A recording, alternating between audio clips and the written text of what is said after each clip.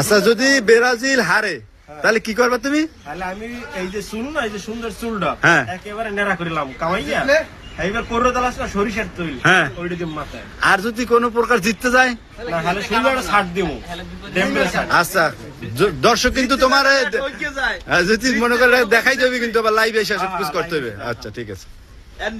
তুমি কি আমি আর্জেন্টিনার সাপোর্ট করো? আর্জেন্টিনার সাপোর্ট করো?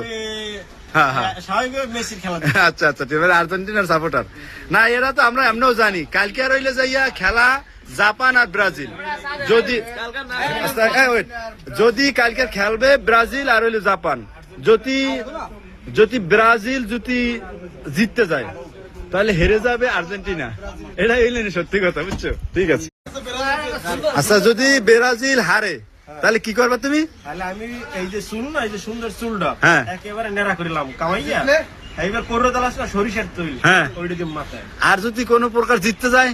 না, তাহলে সুন্দর একটা ছাড় দিমু, ডেম্বেল ছাড়। আচ্ছা, দর্শক কিন্তু তোমার যদি মনে করে দেখাই দেবে, কিন্তু আবার লাইভ এসে সবকিছু করতে হবে। আচ্ছা, ঠিক আছে। তুমি কি আমি আর্জেন্টিনার সাপোর্ট করো? আর্জেন্টিনার সাপোর্ট করো? হ্যাঁ, হ্যাঁ। স্বাভাবিকভাবে মেসির খেলা দেখি। আচ্ছা, আচ্ছা, ঠিক আছে। আর্জেন্টিনার সাপোর্টার না, এরা তো আমরা এমনিও জানি। কালকে আর হইলে যাইয়া খেলা জাপান আর ব্রাজিল।